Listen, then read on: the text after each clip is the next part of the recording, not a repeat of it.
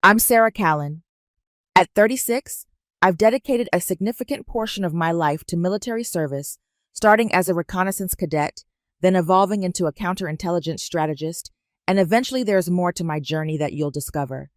Yet, on the morning of April 17th, as I stood in the heart of Bootcamp Echo, where sunlight sliced through the air like sharp blades, I found myself stripped of the title of colonel. I felt like a mere shadow, just another faceless recruit lost among the sea of green uniforms, rigid stances, and the relentless rhythm of drills echoing around me. My boots still carried the remnants of my journey. My voice retained a serenity that no amount of secretive work could ever diminish.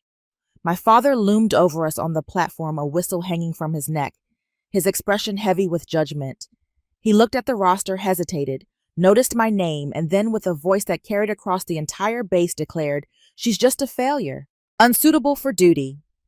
The word sliced through the air with a clarity that rivaled the brightness of day. A wave of laughter echoed through the air. Cadets moved restlessly, their eyes meeting in silent communication. The command instructors remained unfazed. They had witnessed hazing in various forms, but nothing quite like this. I stood my ground.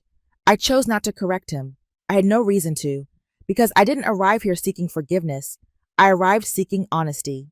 Later that afternoon, as the day drew to a close, we found ourselves paired off for the final assessment in a combat simulation. I found myself paired with Fisher, a wiry and quick-tempered cadet hailing from North Dakota who clearly had a point to make. He charged at me, a whirlwind of elbows and knees, driven by raw aggression rather than any semblance of control. I allowed him to believe he was in control, but that was before I took charge. In the final moments, I shifted my stance, lowered myself, and executed a move that was forbidden in standard training, yet permissible in the hidden world I had navigated. He fell to the mat with a heavy thud, and that was the moment everything changed. As he tumbled, his hand caught the collar of my shirt, pulling it askew. Gasping filled the air, for there etched along my spine was a tattoo once believed to be ceremonial, bearing the emblem of Unit Kepler 9, long since retired. Few understood its significance, yet Commander Halston was well aware. He moved quietly behind the throng of cadets, and clipboard clutched tightly, his expectations set low. Then he noticed the sign. Stunned, our gazes intertwined, holding a moment suspended in time. He stepped forward with a deliberate slowness, gently lowering the clipboard as he took off his cap. "We honor her." His voice trembled just a bit. Each boot fell into a hush. Even the wind held its breath. My father, who had appeared so strong and upright that morning, suddenly seemed to be fading away. Commander Halston approached the platform next to him. "She holds a higher position than you," he stated with a steady, emotionless tone that left no room for argument. Silence enveloped the room, and not a single person stirred. Silence enveloped the room. And that was the initial instance they started to question who I truly was. Yet for me, it was not a moment of pride. It was a moment of revelation. That tattoo seared into my skin after a mission that was never meant to be acknowledged, was never supposed to be there at all. Not since the day Kepler 9 was disbanded, dishonored, and wiped off the records. And yet, there it was. Still black, still defiant, still mine. They saw the tattoo. They saw Lieutenant General Foster Freeze remove his cap and salute me in front of the entire base. But what they didn't see was everything that led up to that moment. They didn't see the decades of disdain in my father's eyes, how it was never just disapproval, but something deeper, something personal. My existence reminded him of something he tried to bury, and he hated that I kept digging. They didn't know about Black Line 6, the off-the-books task unit formed in 2012 used for the riskiest covert ops and hostile zones the military would never admit we were in. We were ghosts. We had no names, no records, no medals, and we operated with only one rule: finish the mission, survive, if you can. They didn't know that in 2017, I was declared dead in a friendly fire incident on the Pakistan border. The official record said I died saving 3 diplomats. What it didn't say was that the explosion that supposedly killed me had been planted by someone on the inside. And it didn't say that my father was stationed just 11 clicks away that day. No one asked why he never came to claim my body. No one wondered why the report was rushed, incomplete, and rubber-stamped within 24 hours. No one found it odd that the mission log was accidentally corrupted. But I knew that mission was supposed to silence me because I'd uncovered what Black Line 6 had truly been repurposed for. It wasn't just covert intel anymore. It had turned into something darker. Interrogation without oversight, targeted elimination, disposables. We weren't soldiers anymore. We were tools. And the man who trained me, who taught me everything, from infiltration to silent kill strategy, he died on our final mission. Because he chose to protect me, his death was ruled combat collateral. His tattoo, the one I now wore, was erased from the records, just like his name. But I never forgot. They thought I disappeared after 2017, that I couldn't survive without the system, that the failed daughter had finally vanished. But I had spent the last 5 years hiding in plain sight. Civilian disguise, shadow archives, quiet visits to survivors' families, rebuilding the truth. One stolen report, one erased file, one recovered memory at a time. And then I heard the rumors that the old Black Line site had been reactivated, that my father had been assigned a senior instructor at Echo Base, that new recruits were being trained under a new doctrine, one that reeked of the same manipulation, the same systemic rot that killed my unit. I didn't re-enlist to serve. I re-enlisted to expose. So I entered as a recruit, not as a decorated ghost, not as the officer I once was, but as a blank name and a clean file smuggled into the system through a clearance. I forged myself. I knew he would see me on the roster. I counted on it. I wanted him to underestimate me, to humiliate me, to let his guard down, because there's something about military men like him. They never see the storm coming when it wears the same last name, every exercise, every drill, every moment of dismissal. It all brought me closer to the heart of the operation. I was mapping the new version of Black Line from the inside, identifying every name, every face, every silence that echoed the past. So when Foster saluted me, that wasn't the moment that changed everything. That was the warning shot, because what they still didn't know was this. I hadn't just survived. I hadn't just returned. I had plans. Plans to dismantle every twisted remnant of the program that stole my team, erased my mentor, and buried me in a file marked honorably deceased. This wasn't revenge. This was correction. And it had already begun. My name wasn't on the door. No rank, no title, no history. Just the label internal policy advisor, assigned for observational support. To anyone reading that file, I was bureaucratic clutter, someone the upper brass sent in to improve morale metrics or reassess chain of command protocol. A nuisance. A policy patch. Harmless. Exactly what we wanted. Only one man at Echo Base knew who I really was. Lieutenant General Foster. He had served with Falco. The man who trained both me and my father. The man who died in the same explosion that the reports say killed me. But Foster knew that was a lie. He helped cover it. And now he was helping undo it. He met me at the helipad away from cameras. His face hadn't changed much, still weathered from decades in the field, eyes sharp, but carrying weight in the silence between words. "You'll work from Sector C," he said. "No clearance above level 3. You'll observe drills. Behavior, discipline, nothing else. Keep your head down." "I understand," I replied. "No one can know you're here under false identity. No one can know who trained you. Not yet." I gave him a single nod. "Let them think I'm just a ghost of policy." He almost smiled. "They already do." The quarters they gave me were in the older wing, dim lighting, stiff sheets, walls that whispered old rumors. It suited me. I didn't need comfort. I needed shadows. On my first day, I walked past 10 officers without so much as a second glance. To them, I was just another bureaucrat sent to check boxes. No salute, no questions, just dismissive nods and half-finished greetings. Perfect. I watched their routines. I memorized names.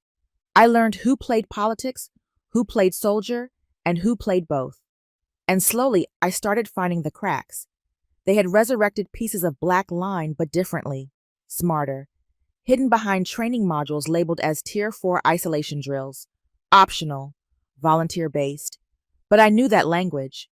It was how they disguised conditioning exercises, psych pressure, disinformation, tolerance, loyalty, rewiring. And it was being run by someone named Colonel Drescher. The name wasn't familiar, but the methods were. I requested access to training footage under policy review protocol. The request was denied, twice. On the third time, Foster handed me a drive in the mess hall, slid it across the table like it was nothing more than sugar packets. "No trace," he muttered. "You get 1 hour." That night, I locked my door and plugged it in. The footage was grainy, clearly extracted through an internal relay, but what I saw boiled my blood. Recruits blindfolded in confined boxes, forced isolation, simulation of betrayal by command structure. One of them broke into tears and begged to be reassigned. The instructor off-screen replied coldly, "If you're not ready to be forgotten, you're not ready to be used. Falco used to say, 'We train warriors, not machines.'" This was something else. This was manipulation as doctrine. I closed the file. I didn't cry. I didn't scream. But I did remember. I remembered the first time I sat in a steel chair told to forget my name. I remembered Falco slamming his fist on the desk and refusing to allow it. I remembered the difference between training for duty and training for disposal. Someone had blurred that line, and I was going to expose them. The next morning, I filed a benign policy suggestion review, inter-unit transfer wait times for long-term trainees. It was a cover, a way to reach those recruits quietly, learn their real stories. Within hours, I received an anonymous message under my door. "Policy won't save them, and it won't save you either." They knew I was watching. Good, because I was just getting started. I saw my father again for the first time in 12 years. He didn't flinch, didn't pause, didn't even look me in the eyes. Just a quick glance, the kind you'd give a malfunctioning printer, followed by a sentence laced with razor blade indifference. "Paper pushers don't last long out here. Don't slow us down." Then he turned to bark orders at a young sergeant as if I wasn't even there. No recognition, no curiosity, no surprise. But I wasn't surprised either. He'd erased me once before. I still remember the morning I was pulled from Obsidian just days before the final phase. Sabotage, no warning, no explanation. The file they handed me had one cold line in black ink, psychologically unfit following combat exposure. It wasn't true. I had passed every evaluation, exceeded every mark. Even Falco himself had said she's the best I've trained in a decade, maybe longer. But that was the problem. Falco chose me, not him. And my father couldn't stand it. He was a veteran, a decorated officer, revered by juniors, feared by enemies, a man of steel reputation. But behind closed doors, he was brittle, especially when it came to legacy. Falco once told me, "Your father wants to be honored. You want to be useful. That's why I chose you." He said it like it was simple, but it wasn't. I didn't just inherit his name. I inherited his shadow. Every step I took reminded him of what he hadn't become. And the day Falco said I would lead the new Black Line generation, my father made a decision. He pulled strings. He falsified reports. He used his rank, his influence, his bitterness, and he cut me. That was the first time he crossed me out. And now, 12 years later, he was about to do it again. But something had changed. This time, I wasn't the one fighting for a place. I had already been chosen by the only commander who mattered. And more than that, I wasn't here to earn approval. I was here to dismantle the lie. I watched him from a distance that day as he strutted across the field with his clipboard and ego. The soldier stood straighter in his presence. He liked that. He lived for it. But I knew him too well. Every sharp order was compensation. Every harsh criticism was projection. Every time he called a soldier weak, he was trying to bury the image of Falco choosing someone else. I followed protocol, observed quietly, made notes. Then came the afternoon simulation, what they called Lost Protocol Response Drill. It was designed to test how a unit functions after losing its leader. But my father rewrote the script. Instead of focusing on team cohesion, he berated a young lieutenant for hesitating during a decision window. He shouted in front of everyone, tore the man's file in half, and told him he'd never wear command stripes again. All part of the lesson, he said. It wasn't. It was personal. It always was. Later, I filed a silent report. I flagged the behavior, not the man. I didn't want him removed. Not yet. I wanted him visible. I wanted others to start seeing what I had seen all along. That his leadership was performance. That his legacy was paper. That he led by erasing others. That he had cut me out once, and in doing so had cut his own future short.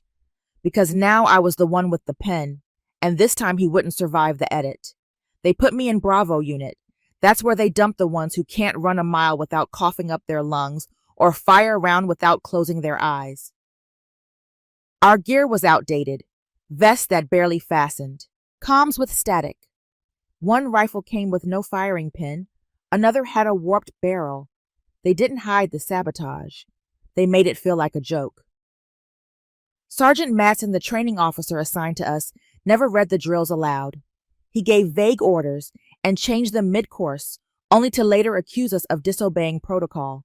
He pitted us against alpha teams in impossible matchups, combat sim rounds that weren't balanced terrain. That wasn't briefed. Once they sent us into a night operation with one NVG set for 5 soldiers. Matson said it was a test of adaptability. Fisher laughed. Fisher always laughed. He was the loudest one in the unit. Lean-built hair, always wet with sweat. Eyes scanning for trouble. He could light on fire. "Hey, Callan," he shouted one morning on the range. "You here to grade us, or do you need us to remind you which way the barrel points?" A few of the others chuckled. I didn't flinch. Falco taught me what to do when someone tries to draw a reaction out of you. Don't waste words. Make them regret asking. I loaded a single round, adjusted the faulty scope, took a breath. Fisher kept sneering. While still figuring it out, I angled slightly, fired, without raising the stock fully to my shoulder. The shot cracked. The target 100 yards away split through the bullseye clean. The sneer stopped. Even Fisher's smirk tightened. But Matson didn't say a word. He logged the shot as misfire. They weren't just trying to test me. They were trying to erase me again. The subtle hostility wasn't just from Fisher. It came from the instructors, the evaluation officers, the logistics staff. My paperwork always arrived late. My ammo supply got miscounted every other week. Someone swapped my boots once with a smaller size. It was the kind of sabotage you couldn't report without sounding paranoid. But it was real. Death by 1,000 cuts. And still, I said nothing. Because I'd learned that the best way to expose a system isn't to yell about it. It's to survive it. Long enough for it to reveal itself. And something bigger was happening beneath the surface. During chow, I noticed soldiers swapping coded notes, names, scribbled into trays of mashed potatoes, strange formations and sugar packets on tables. At night, someone kept slipping out of barracks without triggering the hallway sensors. Someone was running a side op, unauthorized, carefully hidden, and the name that kept surfacing, always whispered, never written, was Falco. They thought I didn't notice. They thought I wasn't built to see the angles. But I wasn't there to make friends. I was there to find what they buried. And the only way to dig it up was to let them think I didn't know how to hold a shovel. That's what Falco meant when he said sometimes silence is your sharpest weapon. So I stayed quiet, took the hits, let them sabotage every test, let Fisher flap his gums, let Matson keep skewing the drills. And when the moment came when they'd give me live rounds and a blank map, I'd show them just how deeply I remembered every single lesson Falco etched into my bones. But first I had to endure their noise, because that's what a ghost does before it returns. It watches. There was a knock at my door, 2 short, 1 long. It was the signal that the logistics reports had arrived. I opened it to find a junior aide holding a folder marked Level 5 Clearance, Internal Candidate Assignment. Wrong delivery, he mumbled, meant for internal transfer. But it had your name on the list, so I thought. He trailed off. I took the folder anyway. Inside were documents regarding a new advanced training cohort classified off-site autonomous. A revival of the same doctrine that once defined Black Line 6. And there it was, my name. Sarah Callan. Nominated for selection. Evaluated. Approved. But stapled to the back was a note handwritten. Ink pressed hard enough to dent the paper. Denied. psychologically unfit, return to sender, signed Colonel D. Callan, my father. It hit me like a slow, cold wave. So this was the second time. The first had been back when Falco created the final shortlist for Project Obsidian. I'd made the top 3. Somehow my name never appeared on the selection board. No one told me why. Later I found out Falco had approved me, but command overruled. Someone higher had filed an intervention citing emotional volatility post-deployment. I had spent years believing it was because I broke, that maybe they were right. That maybe I had imagined what Falco saw in me, but now I held the truth in my hands, twice now. 2 different versions of me, one at 25, one at 33, silenced by the same man. Fisher's voice startled me. You weren't supposed to get that. I turned. He was standing in the hallway, arms crossed, eyes sharper than usual. How long have you been there? Long enough, he said. No grin this time. You're not just some observer, are you? I didn't answer. He didn't push, just nodded slightly and walked away. From that day, his eyes followed me differently. Less mockery, more calculation. He stopped interrupting me during drills. He passed intel faster during tactical sims. Not friendly, but aligned. Something shifted, and I realized Fisher wasn't dumb. Just angry. Just misplaced. Like a grenade someone forgot to aim. Maybe he'd seen enough of how the system worked to recognize a pattern. That folder wasn't just a missed opportunity. It was proof. Proof that merit wasn't enough. That blood could be thicker than protocol, but also far more poisonous. That morning, I slipped the folder into the seam under my bunk. I didn't confront my father. Not yet. Because people like him who believe they can rewrite a person's future with a single signature, they don't understand quiet confrontation. They understand exposure, public, irrefutable. And I wasn't ready yet, but I was getting closer. The folder confirmed it. This wasn't just sabotage, it was fear. They feared the ghost of Blackline, feared that if someone like me made it back into the spotlight, the questions would resurface. About why the program ended, why Falco disappeared, why half the team retired under sealed NDAs, and why the one student he believed in most was never allowed to speak. I was done being erased. The next time they tried to bury my file, I'd be the one holding the pen. It was nearly midnight when I saw her, behind the east warehouse between the supply crates and the fence line, her boots tucked under her arms wrapped tight, not from cold, but something else. Megan Nguyen, young, sharp, a top performer in the previous marksmanship trials. Falco would have liked her straight shooter, observant, quiet, but not timid. And yet she was crying. I didn't announce myself, just stood there a moment. The shadows cloaked us both. When she finally noticed me, she didn't flinch. I know I'm not supposed to be here, she said, voice brittle. I'll leave in a minute. I shook my head. I'm not here to report you. That's all it took. The silence broke. I passed the tactical simulation. I know I did, she whispered. Every move, every objective. I led my team right. I followed every protocol. She wiped at her eyes, but they still marked me failed. I waited. She reached into her coat and pulled out a folded paper. It was damp, but legible, her copy of the scenario scorecard. A mark in red ink across the top, fail. Leadership breach. They said I gave an order that compromised team safety, but I didn't. I followed their rules exactly. I asked, did you question it? She looked down. I did more than that. And then a confession not rehearsed, not defensive, just raw. I filed a report against Sergeant Levin. During night ops last week, I saw him altering results for one of the boys, Jason Pike. He swapped the comm logs and erased the error codes. I logged it officially with internal review. Her hands trembled. Next thing I know, I'm pulled from the list. 2 days later, they say I failed.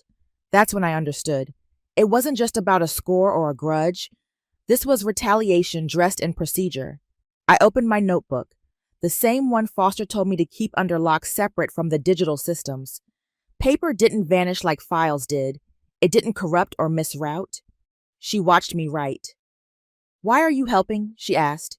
Not bitter, just bewildered. I didn't answer her directly. Instead, I wrote her name, the date, the training unit, the accusation, and then my own signature beneath it. I looked up. If anyone asked, this conversation didn't happen. But if they come for you again, hand them this page. Megan stared at me for a long time, then nodded once. As she left, I leaned against the cold metal of the crate. A quiet fury simmered low in my spine. Foster had told me once years ago after a hearing gone wrong. You don't need 100 testimonies. You just need one truth told by the right voice.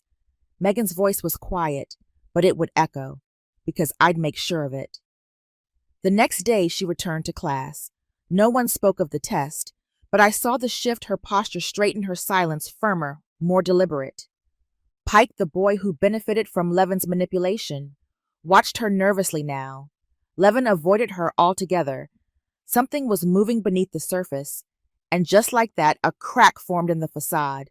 I didn't need to storm the gates, just light one match at the foundation, and Megan unknowingly had just handed me the flame. It happened on a Thursday, late afternoon. Sky overcast, wind heavy. The kind of day where secrets didn't want to stay buried. I was sitting on the far end of the weapons maintenance lot, going through the same checklist I'd done 100 times. Recoil springs, trigger groups, stock damage. That's when Fisher approached. No swagger, no smirk, just a printed sheet of paper folded twice, creased in a way that said he'd been holding it for hours, maybe longer. He didn't speak at first, just stood there. I looked up, waiting for another half jab, another challenge, another mockery of the paperwork soldier they all thought I was. But his face was different. He handed me the page. I wasn't supposed to see this, he said. I unfolded it, slowly, as if my hands already knew what it was before my eyes confirmed it. It was an internal operations log, a backup file from a classified vault. Nothing fancy, just plain black ink on department letterhead, misaligned from a low-budget print queue. But what it said everything. Subject, Callan Sarah. Unit, Ghost Echo. Operation Black Line 6. Status, presumed KEA. Date, October 3rd, 2017. There was more. Lines of redacted text. Coordinates. A note from a Joint Command officer recommending a closed memorial, no public record. I had seen this once before years ago. Just once. And then I watched it vanish. Fisher had found the ghost of a file meant to disappear. I folded the sheet and slid it into my jacket. You could get discharged for accessing that, I said quietly. He shrugged. You know how many nights I spent wondering why you walked like you'd been in real fire, but flinched when people shouted your name? Or why Foster never corrected you, no matter how far you pushed the edge? He paused. I thought you were pretending, acting like you were above us. His voice softened. But you weren't pretending. You've been somewhere we can't even imagine. There was a silence between us. Then he added, You're not just an observer. You're the only one in this damn place who already passed the test they're trying to fail us on. I didn't respond right away. Instead, I let my fingers drift across the faded ink. A memory printed. My own name flanked by death. Presumed KIO. That's what they called it. I remembered the way my blood had soaked the sand that night. The weight of the man I dragged on my back, both of us limping through gunfire. The blackout order. The radio silence. The moment Falco's voice cracked over comms, not from fear, but from helpless rage. And then the stillness. The agreement. The fake obituary. They buried me without ever seeing a body. All to protect the program. To shield the truth behind Black Line 6. I looked up at Fisher. His expression was steady now, not of awe, but of realization. He hadn't just discovered I was once part of something classified. He had seen the full arc who I'd been, what I'd endured, and what had been done to erase it. You're not going to report this, I said. He shook his head. I should, he answered. But if I do, someone else will make it disappear for real this time. Then quieter. You've survived too much to vanish again. He turned to leave but stopped after a few steps. I don't think you came here just to observe us, he said. You're here to finish something. I met his eyes. I'm here, I said, because someone crossed a line years ago, and this place, this base is where it began. That night I didn't sleep. I reviewed the file line by line, committing every phrase to memory. Fisher's action had changed everything. He wasn't just another trainee anymore. He was now a liability or an ally. Maybe both. Either way, we were no longer strangers on opposite sides of a classroom. We were survivors of a truth too sharp to forget. And by handing me that file, he hadn't just crossed the line. He'd chosen to stand on the other side of it with me. I didn't sleep that night. The printout Fisher gave me sat on the desk in my quarters, lit by the flicker of a dying lamp. My name, my death, the file I was never meant to see again. Falco once told me there are two kinds of truth, the kind that frees you and the kind that binds the people who try to erase it. This one did both. At over 400 hours, I slid the document into a standard brown folder, wrote nothing on the tab. No annotations, no markings, just the original paper, still warm from being in my hands too long. I walked to the administrative wing in silence. The lights were dim. The hallway smelled of floor wax and old paper. I didn't knock when I opened the door to my father's office. He wasn't there. That part I expected. I placed the folder at the center of his desk. Then I pulled a pen from my jacket and scribbled one sentence on a torn page from my field log. This time, do you want to sign it yourself? I placed the note on top of the folder, angled so it would be the first thing he saw. And I left. No confrontation, no warning. Just the truth returned to the man who tried to bury it. The next morning, I reported for the usual observational run-through on live terrain maneuvers. Nothing had changed on the surface. Same cold glances, same clipped instructions. But when my father entered the command tent, he didn't look at me. He looked through me, like I was a mirror he didn't want to face.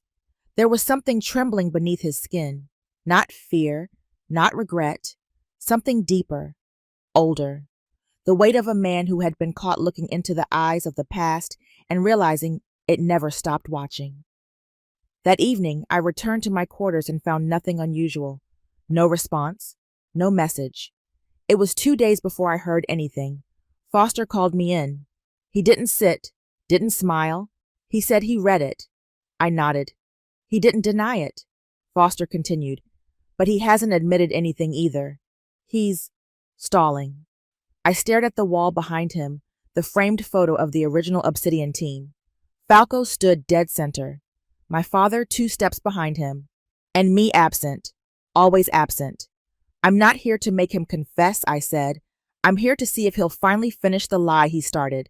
Foster crossed his arms. You know he won't. Maybe not, I replied. But now he has to wake up every day and choose silence. That's different than hiding behind it. On the 5th day, during a closed debrief session with the training staff, my father walked in unannounced. He held the folder in his hand, the same folder, the note still tucked under the flap. He looked around the room, then placed it on the central table. He didn't say anything, just left it there, then walked out. The room went quiet. One of the junior instructors reached for the folder. Foster stopped him. Not yours to open, he said. Not yet. Later, I returned to my quarters. I opened my locker where I kept a second copy of the same file, Fisher's original. I didn't need it anymore. He had it now, and in the silence that followed his silent delivery, the burden shifted. He could destroy it. He could deny it. But he could no longer pretend it didn't exist. I had given the story back to its author. Whether he chose to end it truthfully or burn it again, that was no longer my concern. I had planted the weight in his hands. Let him finish it himself. The graduation grounds were cold that morning, though the sun had risen clear. The recruits stood in formation, boots lined with precision on gravel that still remembered the storms of nights past. I stood in the last row. No insignia, no ribbons, no name tag, just a shadow at the edge of a ceremony I was never meant to be a part of. They handed out commendations. Unit leaders stepped forward. Fisher received his with a barely concealed glance in my direction.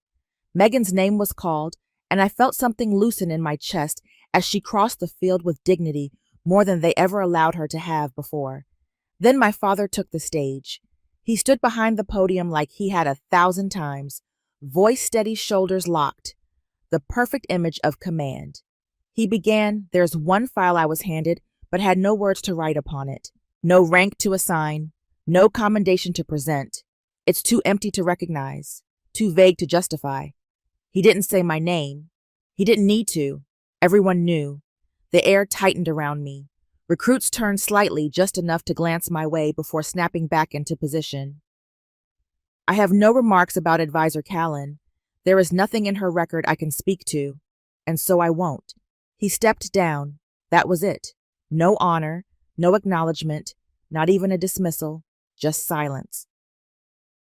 But before anyone could move, before the ceremony could end, another figure walked out, Lieutenant General Foster. His pace was slow, measured, intentional. He didn't speak as he crossed the platform. He didn't stop where speakers usually stood. He walked straight past the microphone, past the flags to the table of training records, and placed a red file at the center, its spine cracked from age. The emblem faded but still unmistakable. The obsidian crest split in half down the middle. A dozen heads turned. Instructors, officers, recruits, my father. Foster didn't look at anyone but me. Then with a voice low but steady, he said, "There was once a unit that didn't officially exist. Its members had no birth dates, no death notices, no graves, only outcomes. It was called Ghost Echo. Their final mission was Black Line 6. He rested his hand on the red file. Their commander was listed as presumed dead in 2017, but some of us never believed that. The silence shifted. It became sharper, electrified. I saw my father step forward, but Foster raised a hand, not in protest, but in command, the same gesture we were trained to obey without hesitation. Her name is Sarah Collin. She led 6 operatives into a mission no one else would touch. They never came back, but she did, broken, unseen, erased by the very hands that trained her. He paused, and she returned not to reclaim what was taken, but to protect what was left. He opened the red file. There on the top page was my photo in full tactical gear. Below it, status presumed dead. Mission debrief suppressed by order. 1873B. Classification Ghost Echo Command. Foster turned toward the assembled group. You were told she was an observer, that her file was empty, but the truth was never lost. It was hidden. He looked back at me, and now it no longer is. Then he did something I never expected. He saluted, not out of pity, not as ceremony, but with the precision of someone who knew exactly what that gesture cost. And slowly, one by one, others followed. First Megan, then Fisher, then the instructor who tried to fail her, then the recruit who once laughed at my lack of insignia. And finally, though it took him longer than it should have, my father.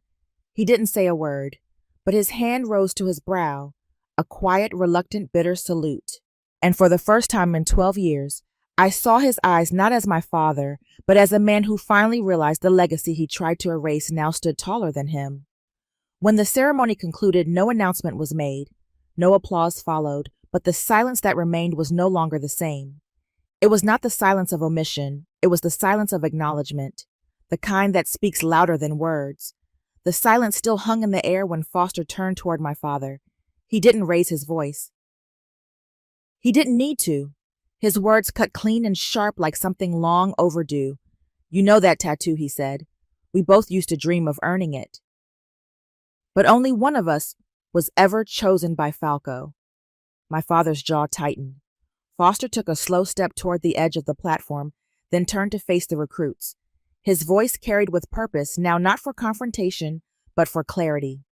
She survived Black Line 6, he said, the last living operative, the final commander of Ghost Echo, and the only person who has the authority to shut this entire training program down.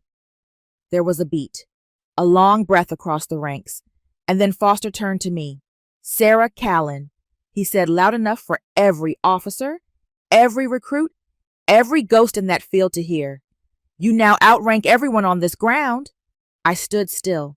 Every instinct in me said, stay quiet, stay low, don't break formation. But Foster raised his hand in salute. Not to the past, not to protocol, to me. And then they followed. One by one the officers stood, the instructors, the trainees, even the ones who once ignored me, mocked me, sabotaged my tests. They rose, their right hands lifted, uniforms stiff with dust and sweat, but posture sharp because this wasn't ceremony anymore. It was truth. I looked at Megan. Her face was calm, solid. At Fisher, whose eyes held none of the sarcasm from before, only fire, respect, and something else, conviction. Even the assistant commandants who had tried to block Megan's score now saluted. All except one. My father still stood near the edge of the platform. Frozen. Foster turned back toward him.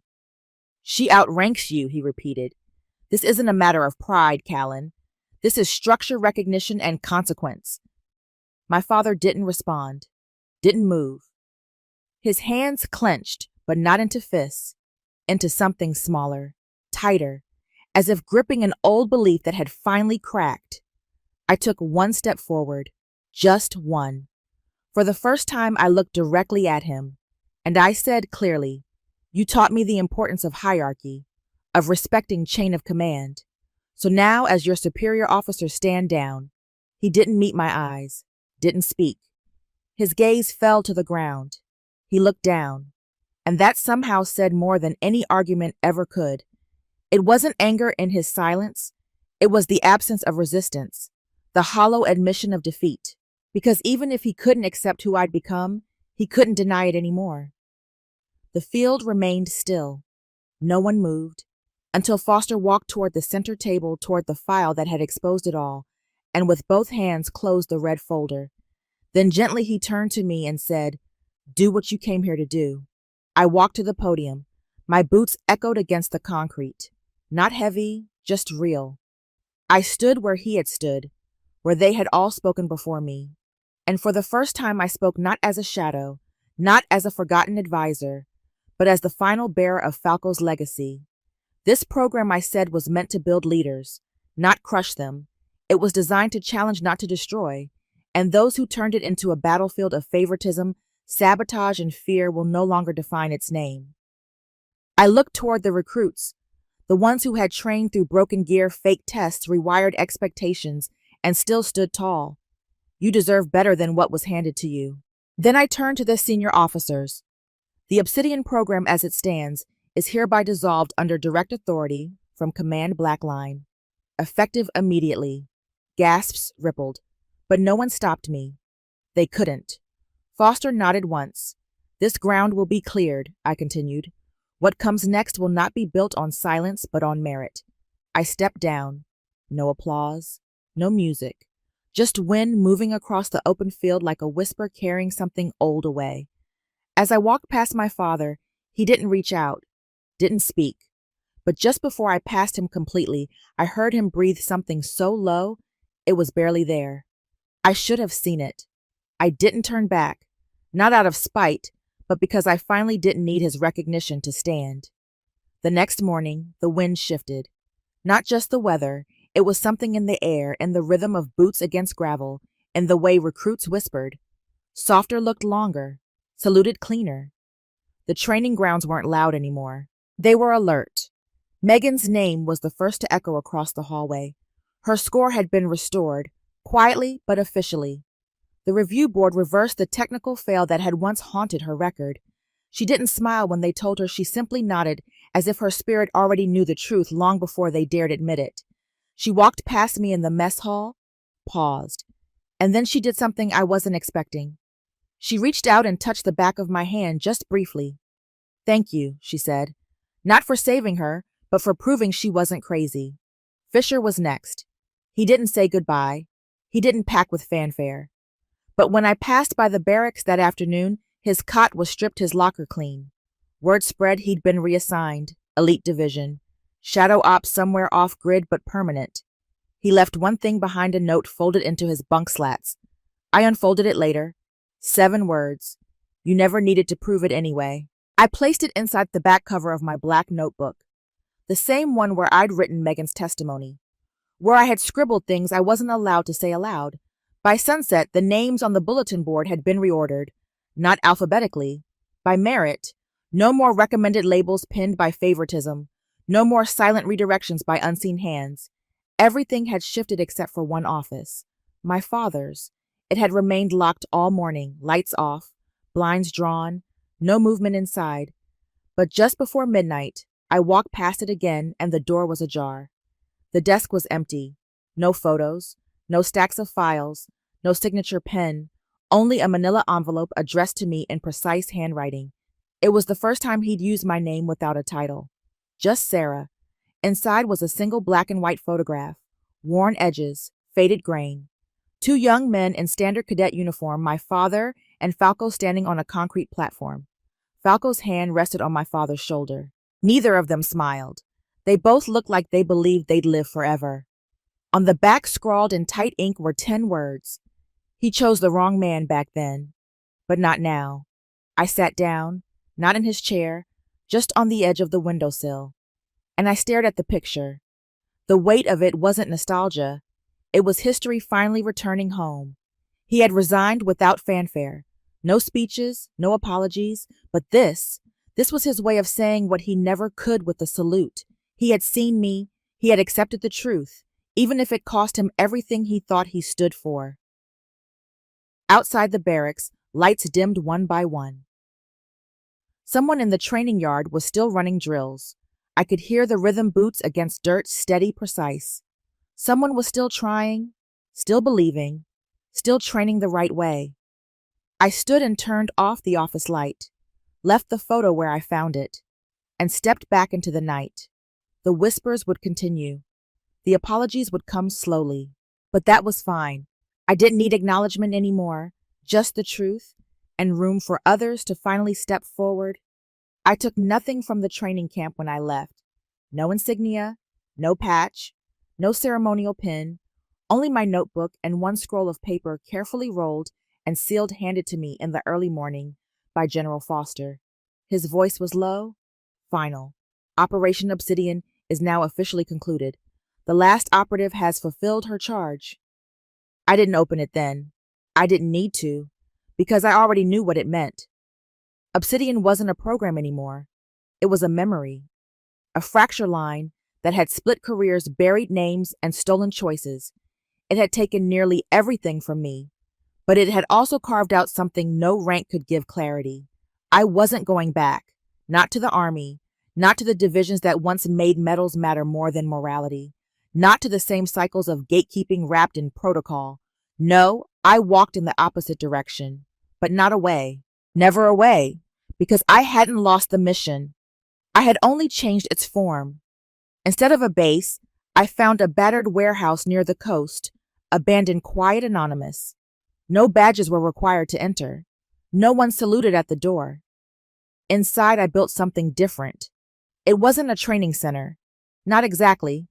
It was a place for those who had been unseen, those who had been overlooked, underestimated, passed over because their names weren't paired with the right legacy, women who had been called too soft, men who had been told they didn't fit the culture, immigrants whose accents were mocked, veterans discharged with silence instead of honor. Every week they came, not many, sometimes only one, sometimes 5. But I trained them like Falco trained me. No commands, just questions. No ego, just edge. Do you know how to shoot when your eyes are closed? Can you still hit center when you don't hear the applause? Will you run into fire when no one sees you do it? Most of them didn't understand the first few sessions. That was fine. Eventually they did, and then they taught others. One night, as I closed up for the day, I noticed the scroll Foster had given me was still tucked in the bottom of my bag. It had been weeks. I finally unrolled it. Inside was a formal closure statement, signatures from 6 senior officers, a final declassification of Obsidian stamped with a broken seal. The same crest Falco once wore beneath his vest. At the bottom, written by hand in dark ink, you weren't trained to lead. You became a leader by surviving. No title, no sincerely, but I recognized the handwriting. It was Foster's. I sat in the silence for a long while remembering every hallway I wasn't invited into, every folder that never reached my hands, every instructor who looked through me like I was a ghost. And then I remembered the one shot. the one Falco made me take. Eyes closed, no command, no audience, just the target.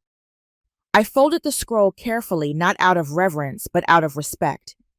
Then I placed it at the very back of my notebook behind everything else. Behind Megan's words, behind Fisher's letter, behind the name that once marked me presumed dead. And I wrote one last entry. The end of Obsidian is not the end of those it shaped. That night, I stepped outside the training hall.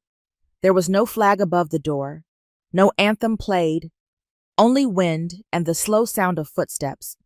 Someone new arriving early, probably nervous.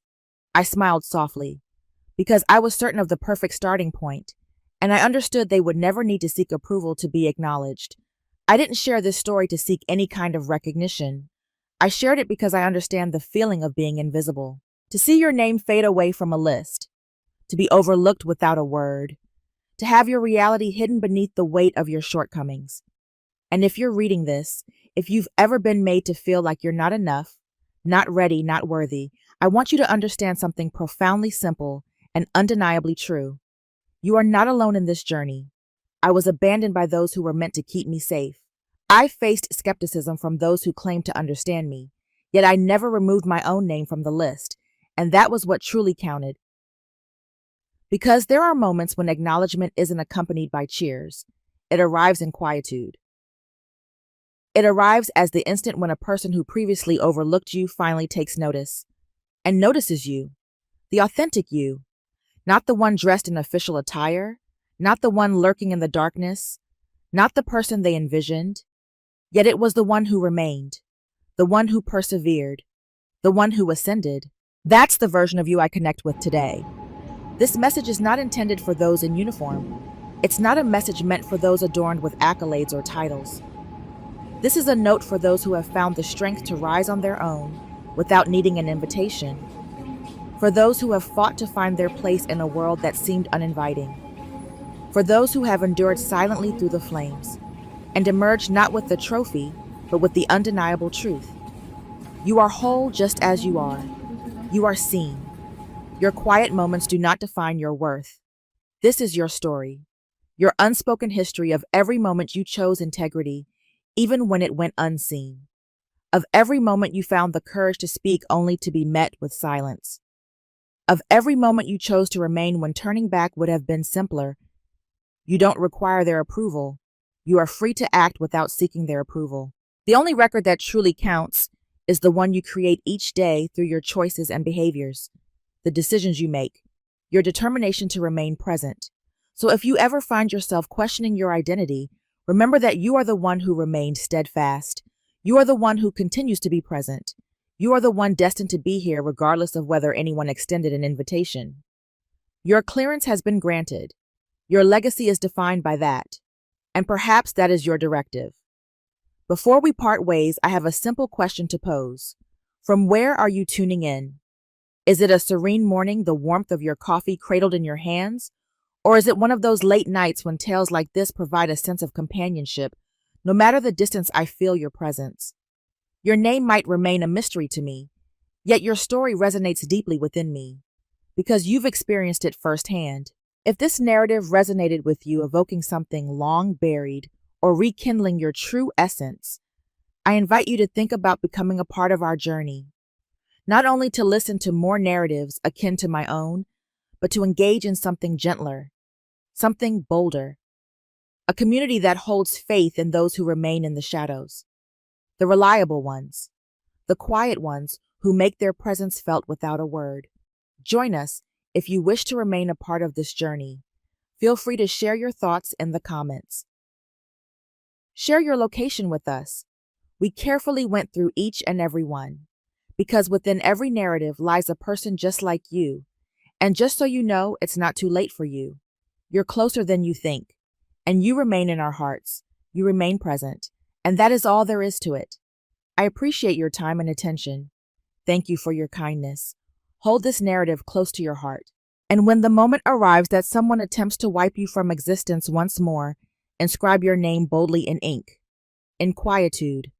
Honestly, for you, seeking approval was never a requirement, just a gentle nudge, Until we meet again in the next tale. Until that moment arrives, keep moving forward.